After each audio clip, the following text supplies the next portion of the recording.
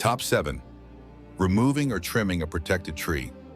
You might think that trees in your yard are yours to do with as you please, that chopping them down or trimming them back is a personal matter, but the reality is far from that.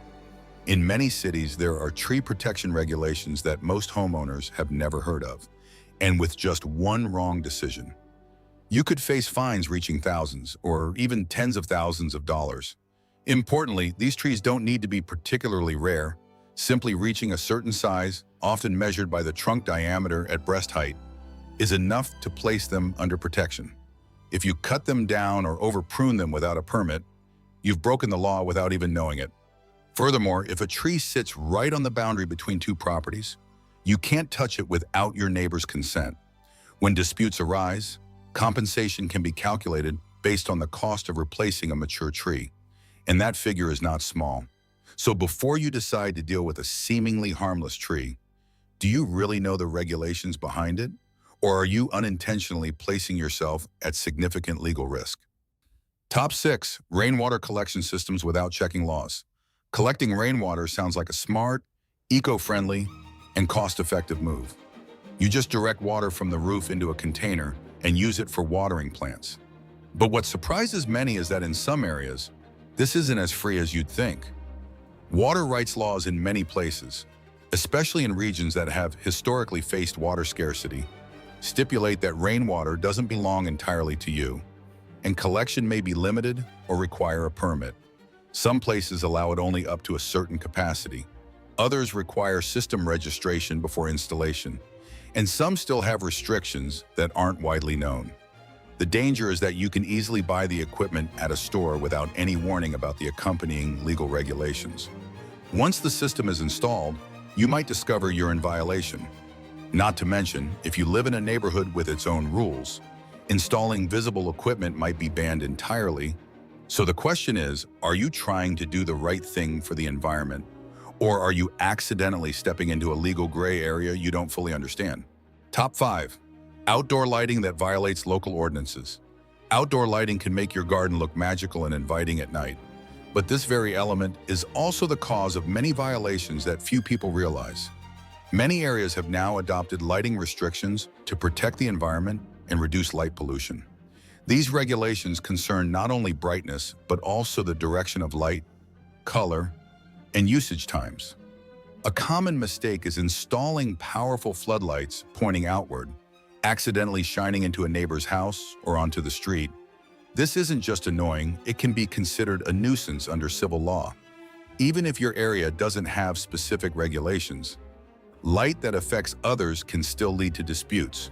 Additionally, using bulbs of different colors in the same space creates visual chaos that you might not notice immediately. And over time, it makes the space less aesthetic.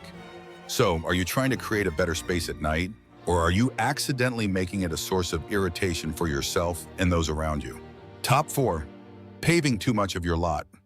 When you want to upgrade your garden, adding a patio, extending a walkway, or creating an entertainment area with concrete or pavers seems like a logical choice.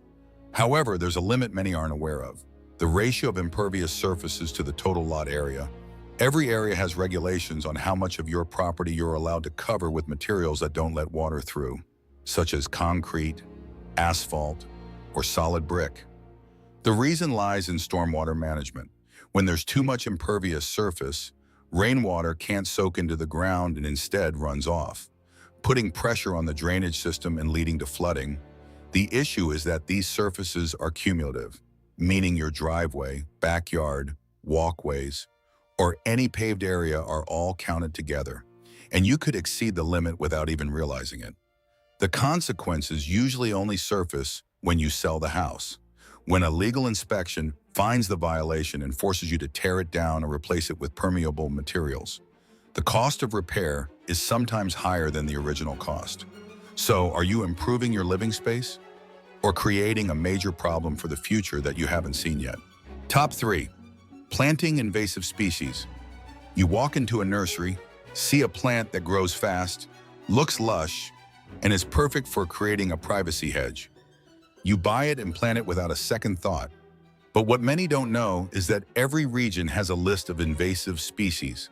Plants that grow so aggressively they harm the local ecosystem. Some are restricted, others are completely banned. Yet surprisingly, they still appear on shelves without clear warnings. This leads many to wrongly believe they're perfectly legal. But in reality of some, the responsibility lies with the planter. If you introduce an invasive species to your land and it spreads to the surrounding area or a neighbor's property, you could face civil claims. Controlling or removing these species often takes a lot of time and money. So before you pick a plant just because it's pretty and fast-growing, do you really understand its long-term impact? Or are you unintentionally sowing a problem that will follow you for years to come? Top 2. Structures built too close to property line. Many people think that as long as a structure is on their own land, they can build it anywhere. But in reality, every area has regulations on minimum setback distances between structures and property lines.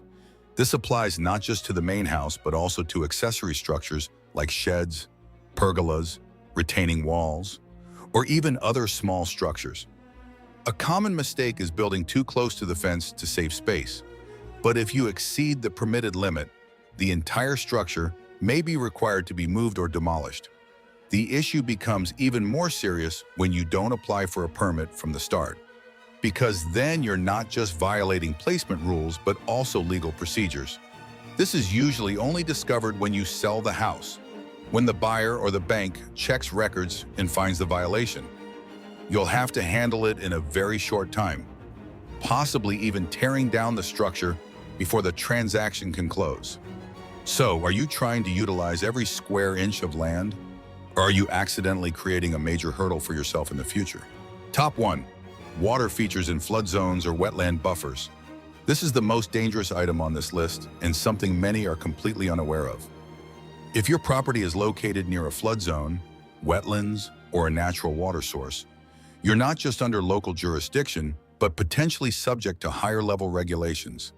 In these areas, building or installing any water-related features like pools, fish ponds, or even changing the terrain may require a special type of permit, not a standard building permit, but one related to development in sensitive zones. If you skip this step, the consequences aren't just fines. You could be ordered to restore the area to its original state. This means spending money to dismantle and return the land to how it was before you intervene. These costs can reach massive figures. Worse yet, if you don't disclose these changes when selling the house, you could face legal disputes afterward. So before you think about creating a beautiful water feature in your yard, do you really know which zone your land sits in? Or are you walking into a risk whose consequences far exceed what you imagine?